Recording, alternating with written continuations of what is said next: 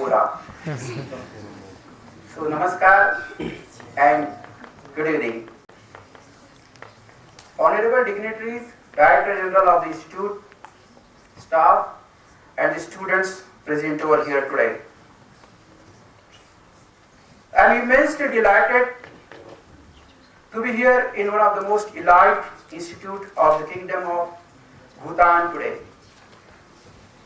It's my pleasure and proud privilege to be a speaker in this institute before the future managers of this country.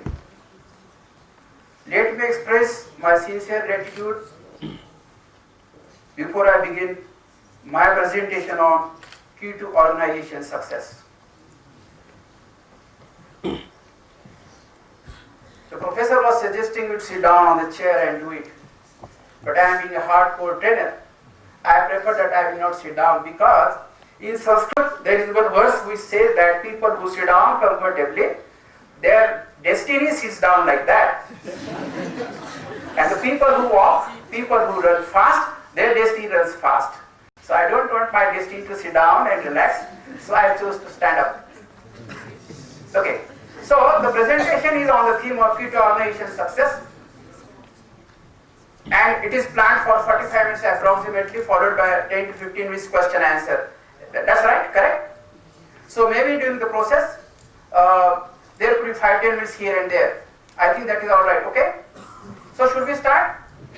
Fine. Suppose in between while talking on the topic, if some Hindi phrases come, there is no problem? Okay, very good. Because Hindi being my national language, so and since I am tuned to conduct training programs in India also, many times I use that. People are more comfortable in the mix of that. Okay, anyway. Oh, sorry.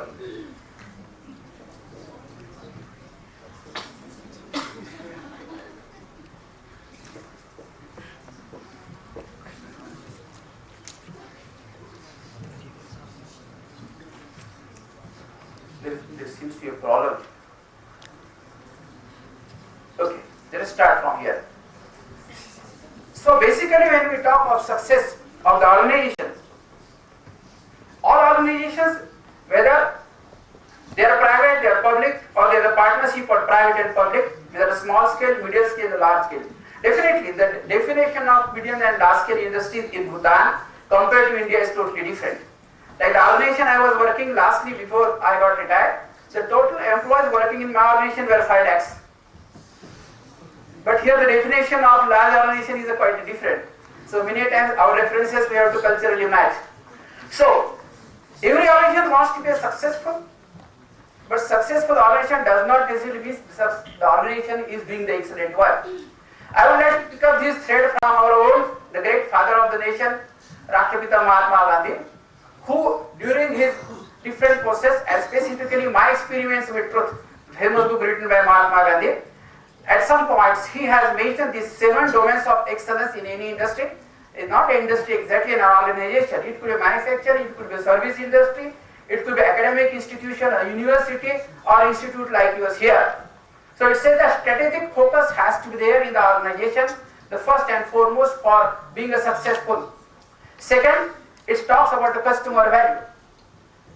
I understand there is a Bureau of Standards here in Bhutan, and I happened to be there a couple of days back. I am being a certified lead auditor for quality management international standards. So it was my anxiety to know what type of systems are being followed in the Bhutan. So I had been there, and the customer value is the important proposition in these international standards on the quality system in any type of organization.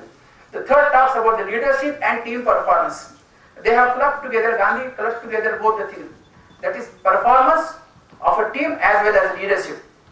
The fourth thing he emphasizes is cultural values and ethics. In the latter part of the presentation, we shall talk more on the culture because that is the most important buzzword about the success of the organization. The process excellence. Gandhi does not stress much on the structure of the organization. He focuses more on the process organization. The sixth thing he talks about the talent management, and those who work in the organization, whether it's a manufacturing or service, the biggest challenge I see, at least in the Asian countries and predominantly in India, is the retention of the talent in the organization, whether it is academic institute or whether it is a manufacturing industry. The last but not the least, the knowledge management, which has gained a much importance of the WTO, World Trade Organization, because nations are fighting amongst themselves for copyrights, trademarks and formulas and so forth. So knowledge management has picked up a very great importance into that.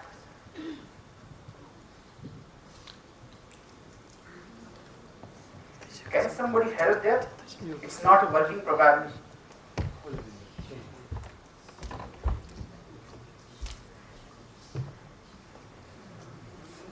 Yeah, better.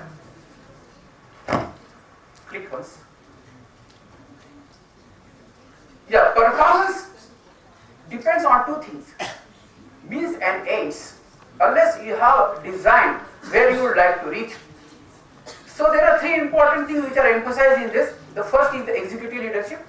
I understand the sir was just briefing me before we came to this all about what type of students come here, and one of the important things which I learned is that it is a postgraduate and post-experienced people also are come to this organized institute. So they are the future, of course. So the executive leadership. Secondly, the performance drivers. Performance drivers has to be understood very deeply. What is really going to drive the performance in the organization, and there are many things which will come up in the next part of the presentation. The next is the performance outcomes. How we are going to measure the performance outcomes. Many times it is said that except in the manufacturing organization, the all other functions performance cannot be measured. But it is a myth, let me tell you that. Even the human resources function can be measured.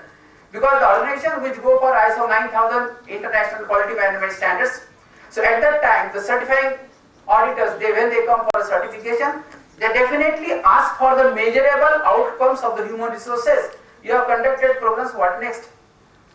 Out of 100, 80 people attended, that's good. Feedback, very good. What about the impact assessment of that training? Has that gentleman added any value to the organization in his role, or he has not added? If he has not added, that means your training is just an activity, it is not an achievement.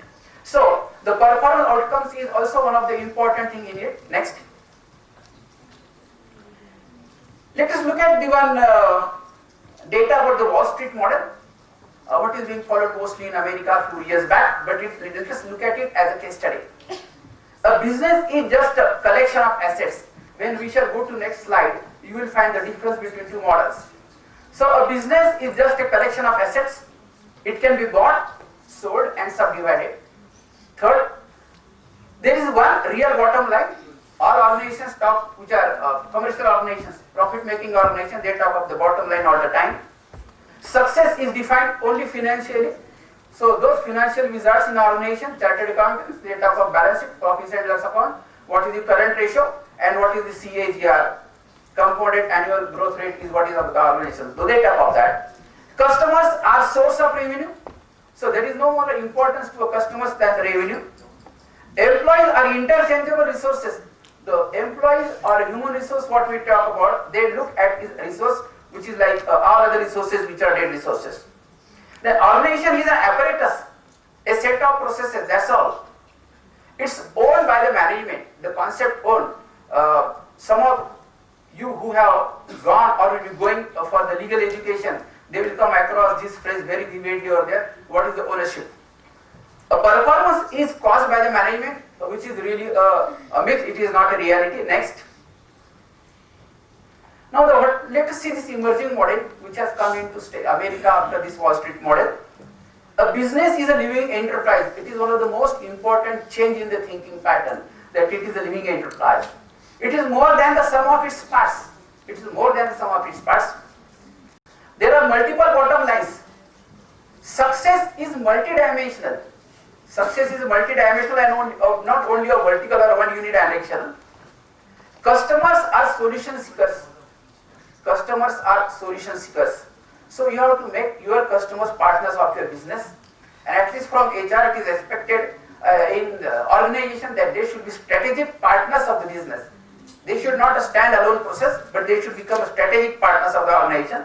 So similarly, customers should be made partners of the organization and they should be solution seekers. Employees are agents and performers.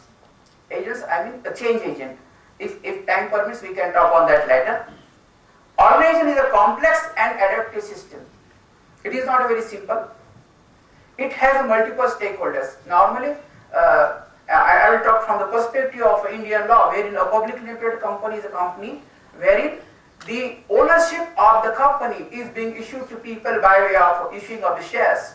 So, it has multiple stakeholders, but other than that, there are stakeholders in any organization. Say, for example, the government officers, the public at large, the customers, the vendors. So, they are all the stakeholders in the organization. A performance is caused by synergy.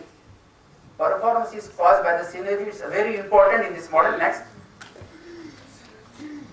Now look at the critical success factors for an organizational performance initiative. Critical success factors is a very buzzword nowadays. 7 critical factors which are management ownership is one of the important things. Second, employee engagement. Those who are going to prosecute further in the area of human resources. This concept has come up from 6-7 years back and has spread like anything. At least in India, I know how you keep engaged employee in your organization. So that is the most important. The third is solutions unique to the enterprise. So like in organization development intervention, it cannot be a quick fix solution that in one organization this OD intervention has been successful. So let us copy down there, replicate it, and you will get the same result. It never happens in the OD. So it has to be unique solution for every enterprise. Access to appropriate expertise. So in the employees in the organization, they should have access to different type of expertise. Discipline analysis and planning, that is very important. Again, I would like to go back to mention here the quality management system which I was talking about few minutes back. In that system, quality management system also, planning and analysis has given a lot of importance. Creative solutions and best practices.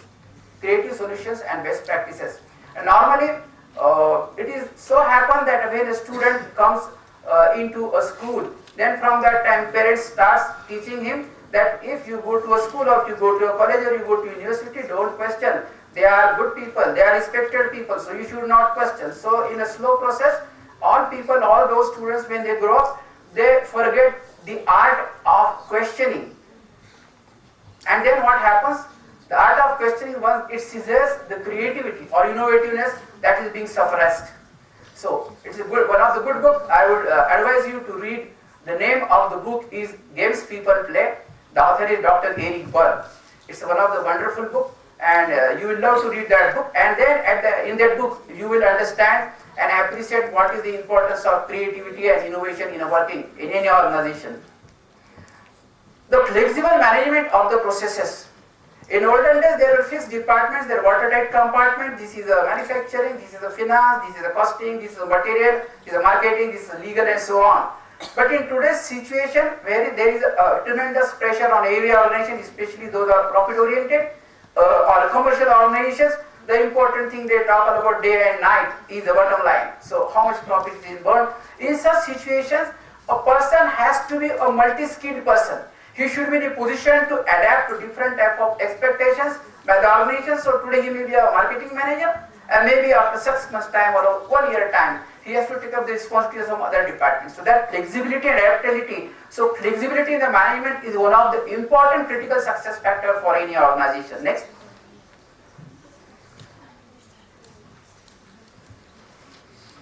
Few minutes back, I was talking about one of the slide about the culture. So henceforth, there are 3 things I would like to emphasize upon. The organization culture is one of the most important key factor for the success of the organization. Culture. The second important thing which drives the performance, we were seeing in slide of the performance drivers. So second important thing is about values of the organization. And maybe organizations do not work independently, they do not operate independently out of the society. They are a part of society, they are a part of a country. So the value system of the country, value system of the society, and value system of the organization, all these 3 things definitely affect the performance of any organization. The organization cannot be disassociated from the society or a country's value system and work independently. The third thing of the working norms. Working norms are important. Those who have gone through a theory of group dynamics, how group functions. So they must have learnt about the norms, importance of norms in any group working, whether it is a big organization, it is a small organization. So organization culture is collectively shared values and norms. It consists of collectively shared values or norms. So values are not just given by one single person, this is the value of our organization over a period of time. Those values are evolved or those norms are evolved. So what is considered important for that organization is a value system. World over, and India being an adjacent country to the Bhutan, you must have read in the newspaper or a channel that corruption is there and a lot of money is being stacked in the Swiss bank and this and that. But there are organizations in India, I know, wherein they do not offer a single naya paisa. Single naya is the smallest 100th part of the rupee. So they do not offer a single naya paisa as a corruption. They say you do whatever you want, whether it is the government, whether it is the police, but a pollution control, environment, you do anything, we shall not give a single naya paisa, we shall follow the rule. If we have committed a mistake, if we have done some error, you penalize for us, but we shall follow the law. Norms, appropriate employee behavior and attitudes is third important things in the culture which affect the performance of any organization, leading to a success or failure. Then the artifacts, expression of culture in items such as physical design, stories, celebrations. Then next is the socialization, internalize organization's value and norms through interactions. So in many organizations, periodically, maybe once in a quarter, once in a 6 months, or if organizations are too big, once in a year, like the organization last day I was working, we used to have in the month of April annual operations plan conference, which was attended by different country heads where we had a business, different manufacturing heads, different departmental heads, and we used to sit down and review what we have done in the last year against what we have planned and what we have learned from that and what we are going to do in the next year. So that type of organization's internalization procession was taking place. Whereas General Motors is a very important and interesting thing to be understood. Their culture becomes their strategic liability over the period of time. We shall go to the next slide and see the difference for that. Next, please. Yeah. The question from where organization cultures come, as I said, one single man does not prescribe like a medicine, but yes, he motivates or he inspires in the organization that I would like to have this type. Let us see. The founder in printing. Founders define and shape the culture. Apple, Steve Jobs. Steve Jobs, when he come out with the iPad, he told his programmers, he told his hardware experts, I want an iPad or such a product which given to a person without any formal knowledge of IT should be in a position to start using it in 15 minutes. So that is what Steve Jobs has to. So that is what he tried to impress on the people in the organization. Second is the Disney, Walt Disney. Third, Bill Gates, of course, Microsoft. Walmart's low-cost culture by Sam Walton. We shall see in the next slide how Walmart has grown in leaps and bounds in a short span of time because of the proper usage of the culture. Recruit people that fit the culture. So that is important. Normally, in a recruitment process in any organization, what is being taught is right person and the right job. So match it, align with the right requirement. He does not talk of that. He talks recruit people that fit into the culture of the organization. That is the most important. If such people are not recruited, they are not placed in the job, it will adversely affect the success probabilities of the organization. Next. Now, let's take an example in the US corporate industry. How does a little company headquartered in Bentonville, Arkansas, become one of the largest retailers in the world with more than $288 billion in sales? Walmart. How does a company selling a commodity product grow from $122 million in sales to more than $5 billion in slightly more than a decade? Starbucks.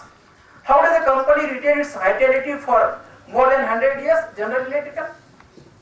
How does a company with a dominant market position, more than 42% market share, fall from a growth over a period of 20 years? General Motors.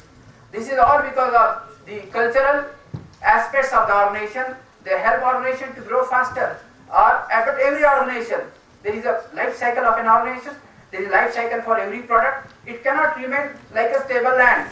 All mountains do not have a stable lands. So all organization cannot remain at the top all the time. So organization has to revisit what are their strategies, how their culture is changing. Next.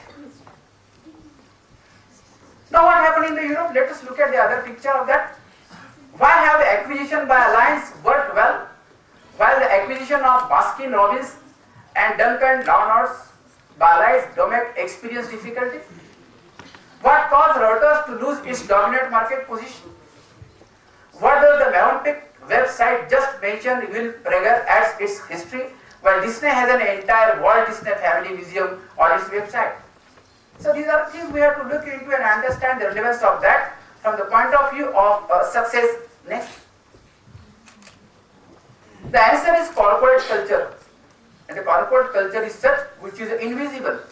Which is invisible. Do you see Indian movies here? Hindi movies? Do you understand? You follow? How many of you have seen the Indian movie called Mr. India? All. So you must be remembering the invisible. So, apart from that fun, I'll just give an example to have some small fun. Okay, anyway, so culture is such a thing in our nation which is not a visible thing. You can't touch it. You can say this is a culture. No, it's a table. Okay, fine. Computer, fine. Auditorium is a file. LCD project is a fine. But culture is not, which is visible. So, how to understand that? Please go to the next. You cannot see it. Yes. You cannot touch it. That's also true.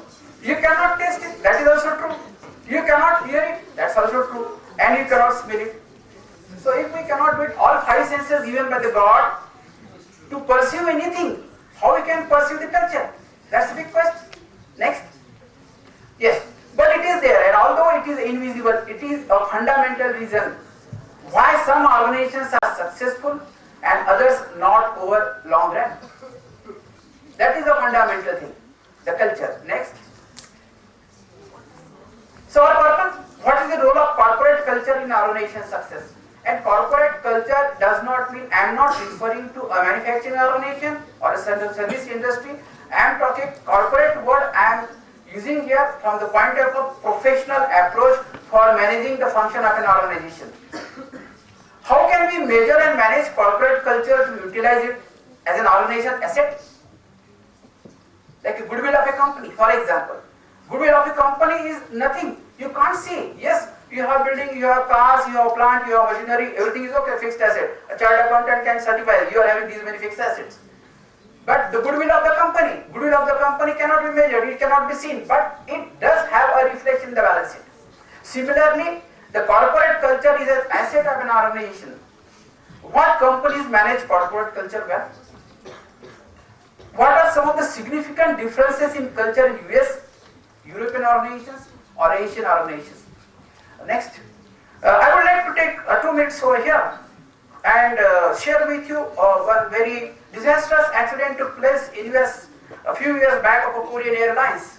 If you have read a book, Outliers, this is being mentioned in that book, Outliers. Malcolm Gladwell is the author of Outliers. It's a very important from the cultural point of view because maybe some of you will work over here, some of you may be the adjoining countries. So when you go to a different country and with a different culture, what happens? The pilot of that Korean Airlines flying an Airbus containing of 350 people from Korea to the New York. When they were approaching the airport, the flight engineer was telling a pilot that we are being asked to take some rounds because there is a congestion on the airport, so we have to move and wait for some time till we wait the instruction for land. And he was saying, sir, pilot, sir, we are having a little fuel. We can go for a long time. And the pilot was contacting the ground station, air traffic controller. Sir, I would like to land, please give me a permission. He was saying, have 2 more rounds. 2 more rounds. Engineer was saying, we are short of fuel. We are short of fuel. Sir, please communicate to the ATC that we are having a problem. The pilot was a Korean, and the culture of the Asian people, which has been mentioned in that book, is that they are tuned and taught from their childhood to give respect to people. So somebody is expert, somebody is expert, somebody is more important, higher position, you must give respect, you must follow his instructions. The pilot was thinking from that point of view that the person who is monitoring that air traffic controller is more expert, more technically expert. He knows how to handle aircrafts to permit to land and not. So how I can tell him? And during that process of paying respect to the air traffic controller, ultimately the flight made a disastrous accident and all 350 people died. The investigation was done by the federal agency in America, and while doing the investigation they have done the root cause analysis why accident took place. Ultimately they zeroed down this fact. It is a cultural factor of the pilot which has caused the accident and not a technology, not aircraft. So that is the importance of a culture which can create such a havoc. So what is the corporate success? We were talking about the key success. What are the key factors for the success of the organization? Let us look at this. Survival including the ability to continue to employ people. It is not important the organization is continuing. Whether it is in a position to employ people, number one. Whether it is there in a position to serve the needs of the customers over the period of time. Whether it is continuing to grow, sustaining, not only continuing to grow, not continuing only, but whether it is growing. The third, becoming a market leader. For becoming the market leader, there are two sentences, but they are having a difference. Please look at that carefully. Becoming a market leader and becoming the market leader. So it's a difference. Increasing the shareholder value. When people are putting money into an organization, more references have come over here from the manufacturing organizations or commercial organizations. So those who are not come across that, they will find some difficulty. So increasing the shareholder value is one of the factors for assessing, measuring the success of the organization. Next. So what is the role that corporate culture plays in organizational success is an important question. What role corporate culture plays in organization success? Next. Role is culture is the secret ingredient in organization success. I was saying from the second slide that culture is an important thing. All other things are not that important for the success, but culture is an important thing which is secret ingredient in the organization success. Next. Let us see this mystery of Walmart versus Kmart. In 1960s, Sears was the largest US retailer and Kmart's parent company was the #1 discount retailer. How did Walmart from humble beginning become the largest US retailer with more than $288 billion in sales revenue? That is a very important thing for understanding culture. Next. We shall skip this slide. Skip that. Yeah. Now, there are no products that Walmart has that Kmart cannot give. The explanation for the difference in success must be somewhere else. The explanation is inside the black box of how Walmart operates, which includes its culture. You understand the phrase black box? Have you come across black box? What is the black box? The box which is black? No. Black box is a device in the aircraft which right from the starting of the aircraft when it is on the ground till the time it lands at the airport, all what is happening in the aircraft, what pilots are talking, what all parameters are functioning, all data is being recorded.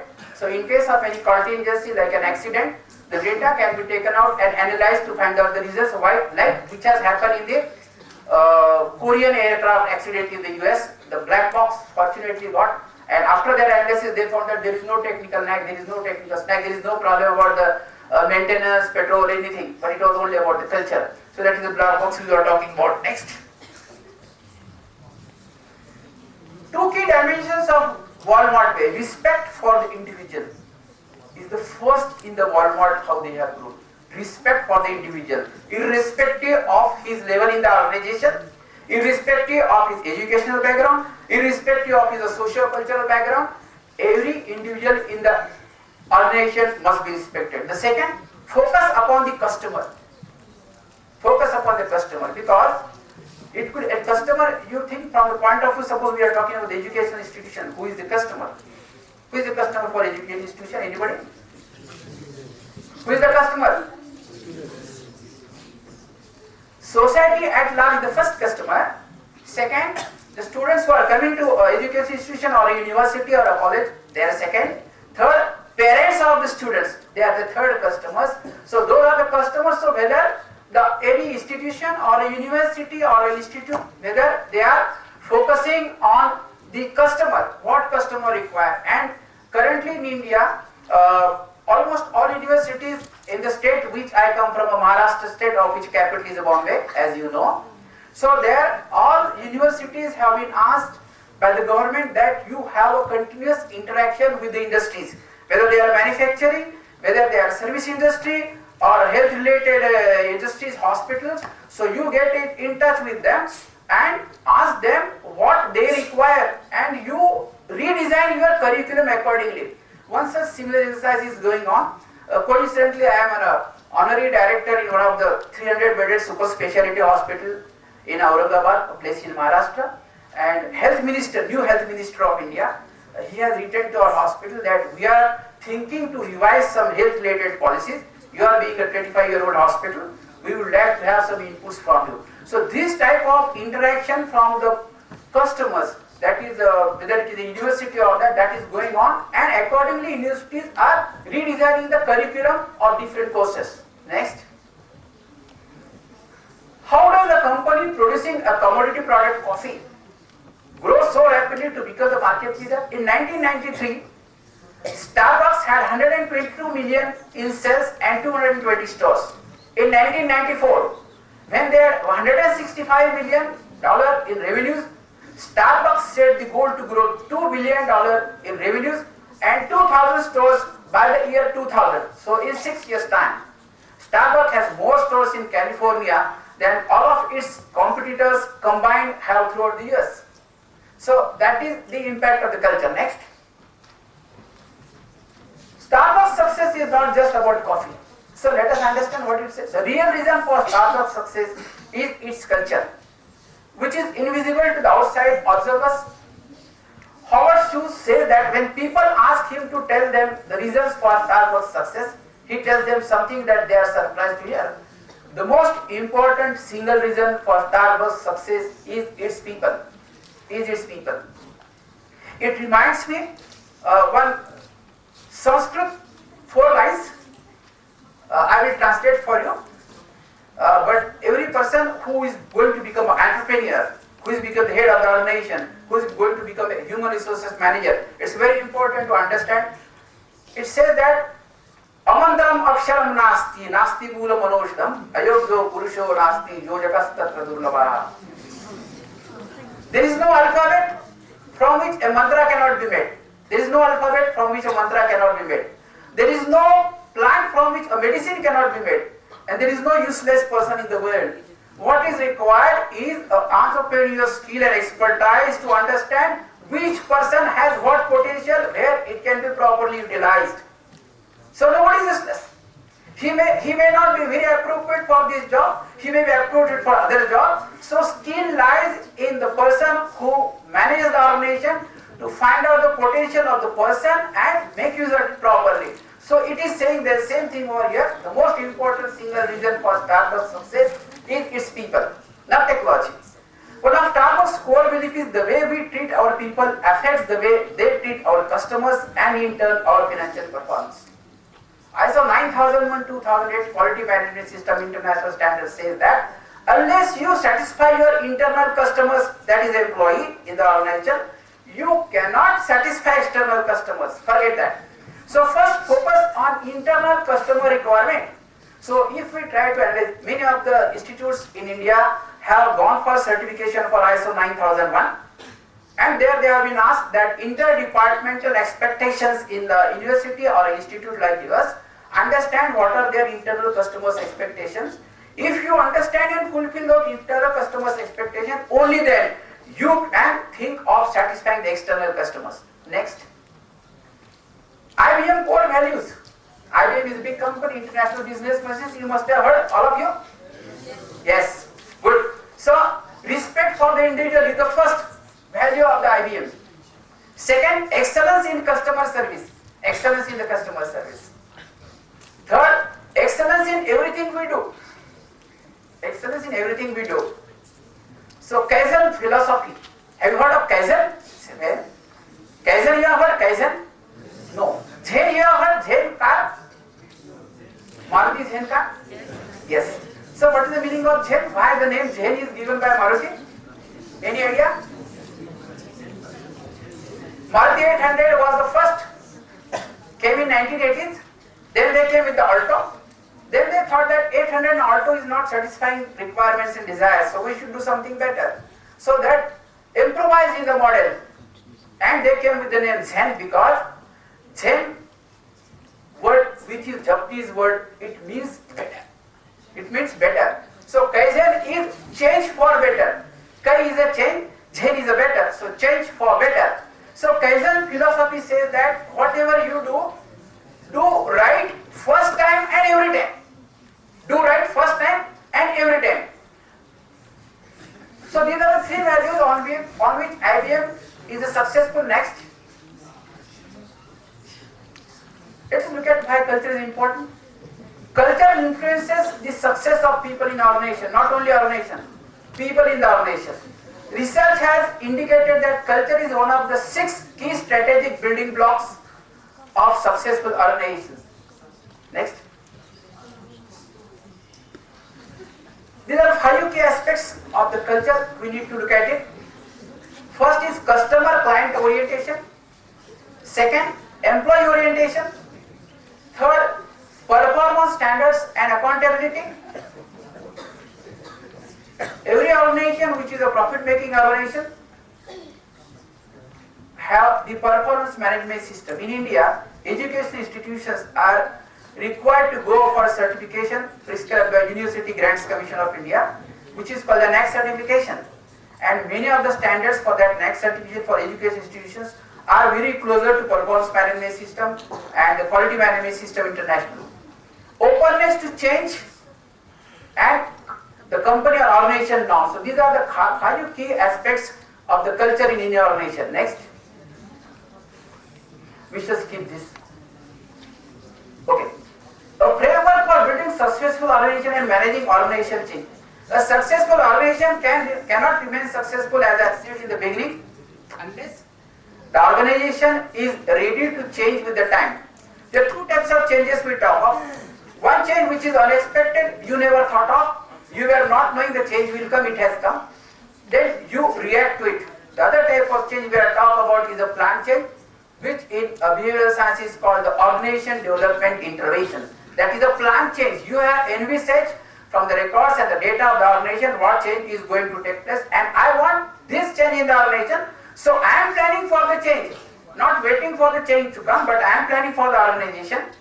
So identify 7 critical tasks of organizational success. Second, use the pyramid of organization development as a tool in identifying your organization's strengths and areas for improvement. Understand the stages of organization development. So some organizations, when they get stagnated, they do not move, they do not surge ahead, or their growth rate gets reduced, then they get an alarm that something is required to be done. So what is that something is required to be done? So then they approach to the experts in the change management, that is called OD intervention. Next. So it's what you learn after you know it all, that counts the most. You learn, because George Bernard Shaw at one place has said, education is not for knowing more, education is not for knowing more, but it is for behaving differently. If education is not bringing a maturity in a person, that education is useless. So we learn, but ultimately whether we know, that counts most. Next. Now 3 fundamental questions we need to look at. What is required to build a successful organization? 2. Why are some organizations successful and others not successful over the long term? 3rd, what can we do to increase the probability of an organization's success for the long term? These are 3 important questions to be addressed by any organization. Next. Now, in any organization, diversity is going to take place. The world is changing so fast, like 800 students, Bhutanese students are taking education in Thailand. I read somewhere that 800 students from Bhutan went to Thailand for education. Maybe some students will come over here, So this cross-cultural management, and because of that, this problem has more faced in US for a long time. Aperture basically, and there are other things also. So the diversity could be work experience, it's a communication style, it's a family status, spiritual beliefs, class, gender, physical abilities, characteristics, ethnicity, income, age, language, work style, military experience, graphical location, education, political beliefs. Let me mention one thing which I observed, three places. One is India, specifically in the state of Maharashtra, Sikkim and Bhutan. At three places, Bhutanese religion is present over there. But the people who follow this religion in these three places I have seen, that in Maharashtra, in Sikkim and Bhutan. Religion is the same, but the effect of that religion or the tenets of that religion on the people at large is totally different. So it is basically the people who are following that, they have not understood the adaptability of that. Like if you go to Thailand and see the statue of a Buddha over there, I have seen, I had been there last year, the golden Buddha. If you look at the eyes of the Gautam Buddha, those eyes are like eyes of people in a Thailand. If you go to India, if you go to Ajanta caves, which are closer to my home place, there are very old caves, you will find the eyes of Buddha are different. If you go to Buddha Gaya, you will find the eyes of Gautam Buddha are different. But it cannot be. Gautam Buddha was only one. He was only one. So how it has happened? People at different places look at the Gautam Buddha as they are. So in Mahabharata, Arjuna was asked by his guru, go and find out one bad person. He came back and said, there is no bad person. So same guru has asked Duryodhana that you go and find out one good person. He said, there is no good person. All are bad. It's in Mahabharata. So, same people were saying, one person is saying no bad, one person is saying no good. So it is how you look at how you are dominated by the culture, the belief, the religious tenets, your faith system, your value system taught in the family, taught in the society and all that. So managing diversity is one of the important aspects for the success of any organization. Next. Now inclusion is very important. Many organizations, people say, I am not included in the decision making process. Why? I am not important. I am here for last 10 years, last 15 years, nobody asked me how it is to be done and all that. So inclusion is the process of valuing all individuals and leveraging their diverse talent, not in spite of their differences, but because of them. So inclusion is very important for success. Inclusion requires a conscious effort to involve all human resources in the fabric and mission of the organization as a critical value add. That's most important. Next. What does the research show? Workforce diversity is positively associated with higher business performance outcomes. Racial diversity is positively associated with higher performance in organizations that integrate and leverage diverse perspectives of the people. The third, gender diversity is positively associated with more effective group processes and performance in organizations with inclusive, people-oriented performance cultures. Diverse teams are more creative and perform better in problem solving than homogeneous teams. Many of the training programs I have conducted, and I have seen that the result which one individual can give, if we work in a group, the quality of the decision making and the time consumed for arriving at a decision is faster and the quality is better. So, it is also emphasized over here, diversity in workforce and processes result in better decision making. The effects of diversity are highly dependent on the presence of facilitating or inhibiting conditions. In performance management system, these two things are emphasized very much. In organization, absent facilitating conditions, the aforementioned outcomes are reversed. So conclusion, diversity without inclusion will not work at all. But diversity has to be there. It will be there, so it has to be managed well. Next.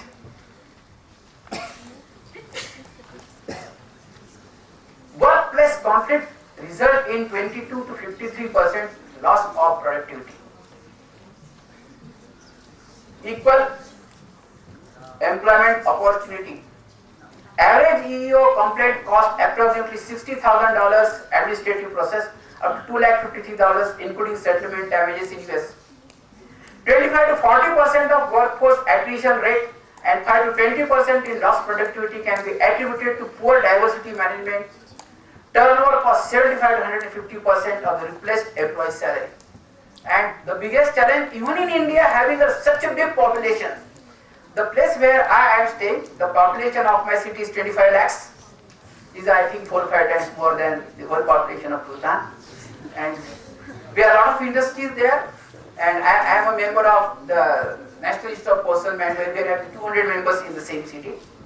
The biggest challenge HR professionals having there is the attrition rate. In spite of getting the good salary package, people do not stay more than 2 years. People do not stay more than 2 years. So it is a dearth. That how we get better people is not a problem. Problem is after getting good people, how we retain that talent in the organization. So next, the inclusive model is basically a flattening the organization. Not one above the other, one above the other, one above the other. There are 10 hierarchical levels in the organization. So communication gets slower. The decisions are making slow. The communication becomes very slow and it adversely affects the organization. So empowered contributors, continual transparent communications and knowledge is empowering, matrix management, innovation and creativity is rewarded. Some time back I was saying that over the period of time when we grow, we learn to respect and we forget to create creativity. Divergent thinking, open-ended decisions process. J.R.D. Tata, Bharat Ratna J.R.D. Tata, you must have heard the name of him, the pioneer of Indian industry. He was the chairman of TISCO, and in one house magazine of the TISCO at one place, he has mentioned there, I read it, it is 25 years back, more than that. You are not paid in my organization to say yes. J.R.D. Tata says, you are not paid to say yes in my organization. You are paid in my organization to say no. So say no, because once you have to say no, you have to think. For saying yes, it's very easy. You agree with me? Yes. I will not ask question why you agree with me. But if I ask you, you agree with me, you say no. My immediate second question, why you do not agree? It means if I have to say no to something, then I have to think about that. I have to apply my mind. So J.R.D. was that type of person. That's why that industry has grown and he has been awarded Bharat Ratna. Next. So how do we go? How do we get there? Begin with cultural competence. Look at negative at the bottom. Cultural destructiveness, that is forced assimilation, rights and privileges for dominant groups only in the organization. So, favorite few, blue-eyed boy. Next, cultural incapacity, that is racism, maintenance stereotypes, unfair hiring practices. So, Narendra Modi has advised all cabinet ministers in India, don't employ any relative. So that is the first dictum he has said, you will not employ any relative. Cultural blindness, differences ignored, treats everyone the same way, only respondents to needs of dominant group. Then we go one stage ahead, cultural pre-competence, that is explores cultural issues, that is the cultural management we are talking about, are committed, assess needs of organization and individuals both. No organization can work without people. And people cannot work without an organization, they have to go in hand in hand. If there is no career planning for an individual in the organization cannot continue for a long time. So, then comes to cultural competence we are talking about, recognize individual and cultural differences, seeks advice from diverse groups and hires unbiased staff.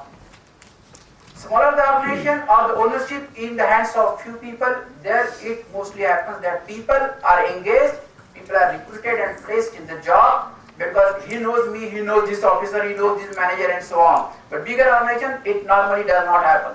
So then we come to the cultural proficiency where implements change to respond to circumstance needs, to research and teach, do research and teach.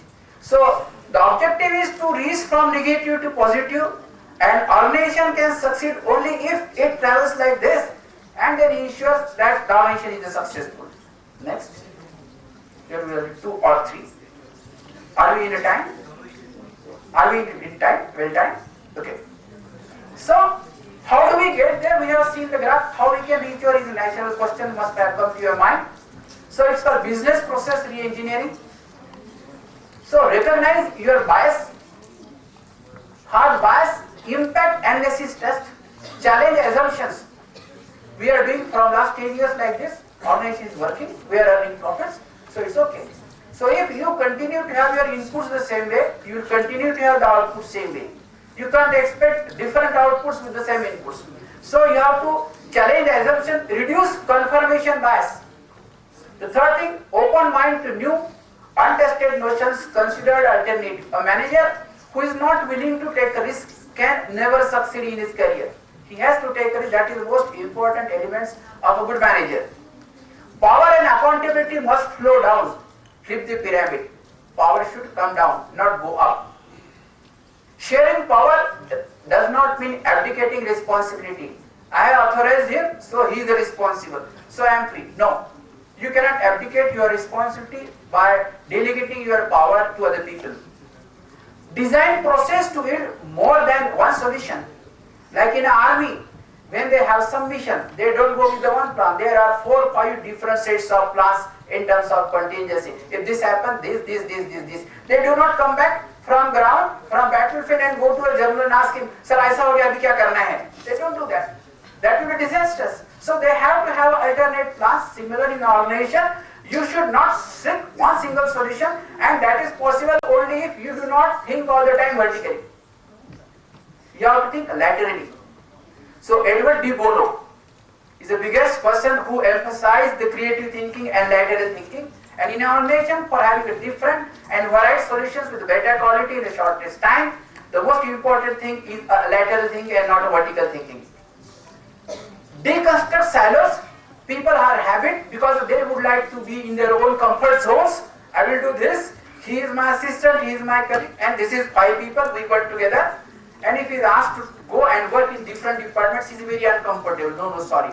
Even people in India I have seen, they refuse the transfer to go from Bombay to Calcutta and Calcutta to Chennai. No, that's a different city. People are different, culture is different. How will manage? How school admissions will be there? Who will help me and all that?